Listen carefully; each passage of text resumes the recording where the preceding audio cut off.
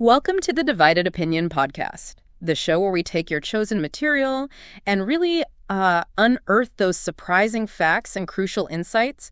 We try to cut through the noise so you can walk away truly well-informed. I'm Alex. And I'm Sam. Our mission on this deep dive really is to guide you through the complexities, help connect the dots, and make sure you grasp the true essence of the narrative. Today we're diving into the prologue, A Divided Child, from The Divided Guardian. And wow, right from the jump, this chapter, it really plunges us into a universe defined by some profound inner turmoil and, well, external devastation.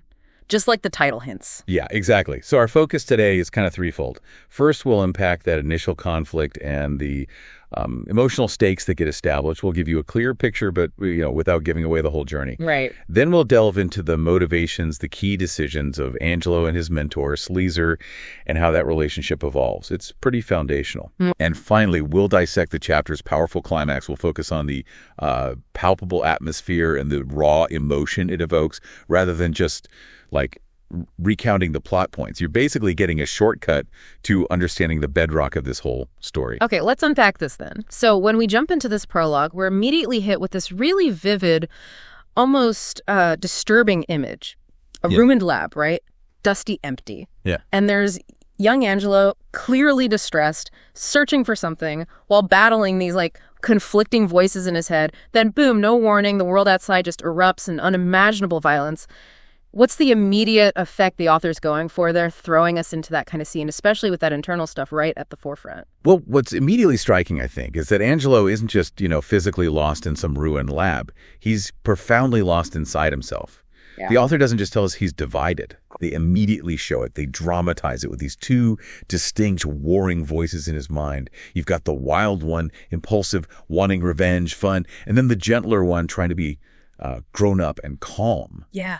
And it's not just a simple good versus evil thing. It's the immediate dramatization of this deep psychological fragmentation. Yeah. It highlights how being divided could be both a source of power, maybe, but also immense vulnerability for these Orons. Yeah, that immediate internal fracturing. And it's visually there, too, with the fresh tears making streaks in the dust on his face.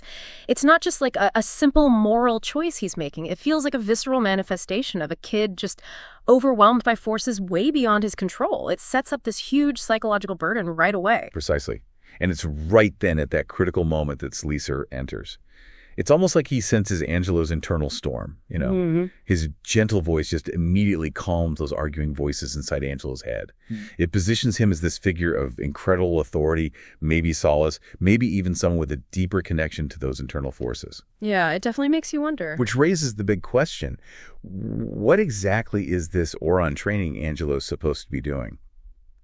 And just quickly for listeners who might be new to this world, what is an Oron? Can we clarify that? Oh, absolutely. Yeah. So an Oron, the way the book introduces them, is basically someone who can sense and draw on this immense energy from the universe itself, from the fabric of reality. Right. And their training, which Sleazer explains really masterfully, isn't just about wielding power. It's about cultivating the physical control you need to harness that raw universal force. And he explains it beautifully to Angelo, in terms even a kid can grasp. Yeah, the analogies are great. He talks about invisible channels of energy, like rivers we can't see, and how Orons can sense these channels and learn to draw energy from them. He even shows him a flickering orange light around his hand. And that explanation, it's meticulous. Yes. But still really accessible, right? It's not just world-building fluff. It cleverly sets up these quantifiable limits and the need for discipline. It kind of preempts any feeling of magic solves everything. Great point. It grounds the magic in something tangible, something you can train. He uses that fantastic analogy comparing the universe's energy to an ocean seemingly unlimited. Right, the ocean, yeah. But Orons, they have access to all that infinite energy, but their pool, their capacity and their pipe, how fast they can draw it, those are limited. Ah, okay. That's why they train. To make the pool bigger, the pipe wider. It really hammers home that this power isn't just brute force. It takes immense mental and physical control. So they're basically becoming these cosmic energy reservoirs. It's such a beautifully simple way to explain immense power, but it feels profound, too. It really is. But it's fascinating how even with that lesson, Angelo's youthfulness and that internal struggle still pop up, which brings us to his reaction wanting a silver aura because it looked... Oh, laughed softly. Yeah. Typical kid logic. Right. Even the voice is quiet down, absorbing the lesson for a sec, but then the wild voice just pipes up again, complaining about Orange and how Sleazer is boring. Does that persistent wild voice suggest something deeper, maybe more volatile about his potential as an Auron? Oh, I think it absolutely does. The fact that the wild voice can still surface, even in these moments of profound learning or calm, it really suggests that Angelo's internal division isn't something you can just train away. It feels like an intrinsic part of him, and maybe, just maybe, a critical factor in how his power is going to manifest down the line.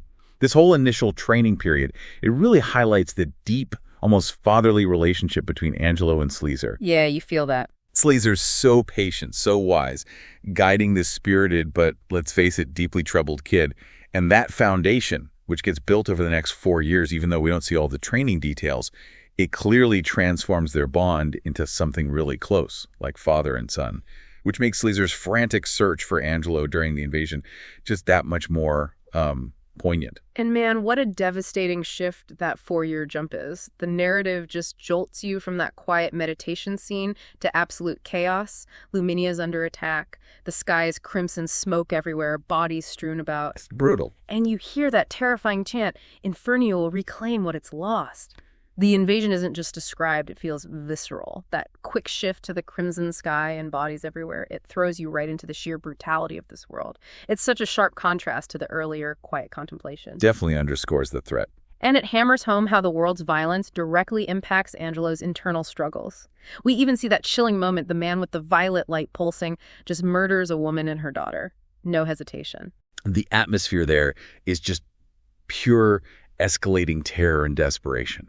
It feels designed to overwhelm you, the reader, just as much as it overwhelms Angelo. Yeah. And Sleazer, he's right in the thick of the battle. And then he gets the news Angelo's escaped the shelter, gone toward the forest edge, thinking he can help.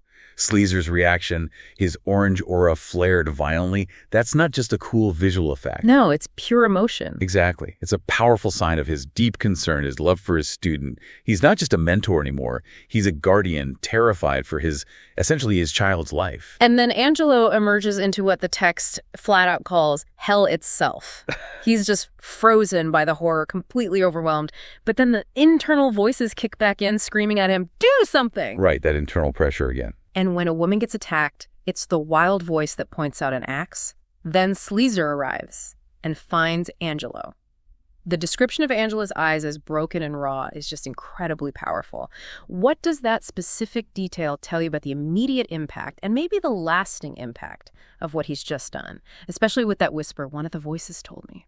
Yeah, that's the moment, isn't it? The pivotal, chilling moment where Angelo's path is just irrevocably forged. He's trembling. He pulls the axe free. Sleazer gets there just in time to see the devastating aftermath. Angelo kneeling over this man, axe buried deep between his shoulder blades, his hands, his face painted crimson. It's not just a plot twist. Angelo's forced act of violence, especially with that detail, the broken and raw eyes, the whisper about the voice, it immediately flips the script on the typical hero's origin story. It ties his power, right as it's maybe starting to emerge in a crisis, not to some noble self-discovery, but to trauma, to possible external manipulation, and to, well, an act of murder.